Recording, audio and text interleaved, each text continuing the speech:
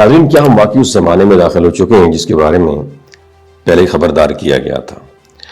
اور کیا وہ فتنوں کا دور جس کا ذکر کیا گیا تھا اب ہماری آنکھوں کے سامنے ظاہر ہو رہا ہے؟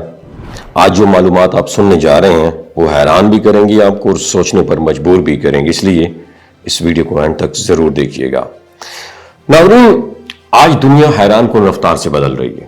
جدید سائنس نے ایسی جسمانی ساختیں تیار کرنا شروع کر دیں جس میں دماغ نہیں ہوتا مگر ان کے اندر دوسرے اہم آرگنز موجود ہوتے ہیں، جیسے گردے، پھیپھڑے اور دل۔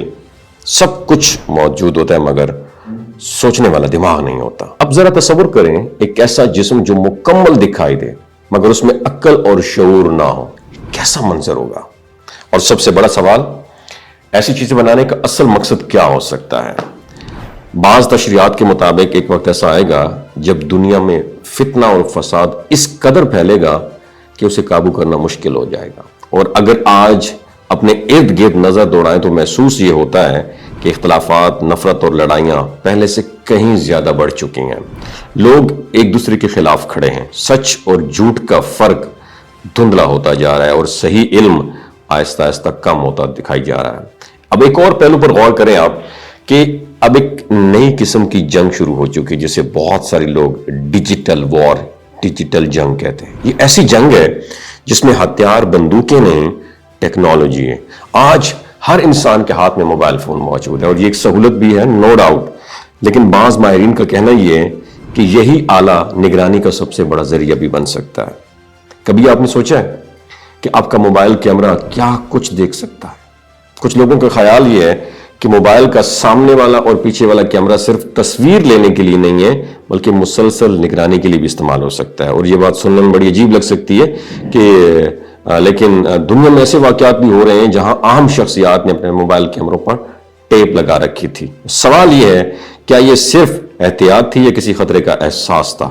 آج ٹیکنالوجی جو ہے اس مقام تک پہنچ چکی ہے جہاں معلومات کو قابو کرنا سب سے بڑی طاقت بن چکا ہے، اور جو معلومات، انفارمیشن، ڈاٹا کو کنٹرول کرے گا وہ لوگوں کی سوچ اور فیصلوں پر بھی اثر انداز ہو سکے گا۔ اور اس لیے کہا جا رہا ہے کہ آنے والے وقت میں اصل طاقت ٹیکنالوجی اور معلومات کے پاس ہوگی۔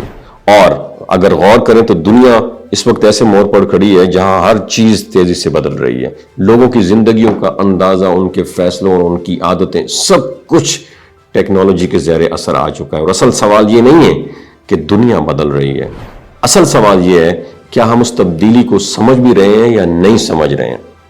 اگر انسان نے وقت پر ہوش نہ لیا تو یہی ایجادات، انوینشنز اور یہی فیسلٹیز مستقبل میں بہت بڑے چیلنجز پیدا کر سکتی ہیں، لیکن اگر سمجھداری اور تحقیق کے ساتھ قدم اٹھایا جائے تو یہی چیزیں فائدہ بھی دے سکتی ہیں۔ تو یاد رکھیں، فتنہ اچانک تو آتا نہیں ہے، وہ آہستہ آہستہ اپنی جگہ بناتا ہے، اور سمجھدار وہی ہوتا ہے جو وقت سے پہلے اس خطرے کو بھانپ لے۔ تو سوچئے، غور کیجئے اور اپنے ارد گرد ہونے والی تبدیلیوں کو سمجھنے کی کوشش کیجئے، کیونکہ آنے والا وقت صرف انہیں کے لیے آسان ہوگا جو آج بیدار ہیں۔ وَمَا عَلَيْنَا إِلَّا الْبَلَاغُ الْمُبِينُ۔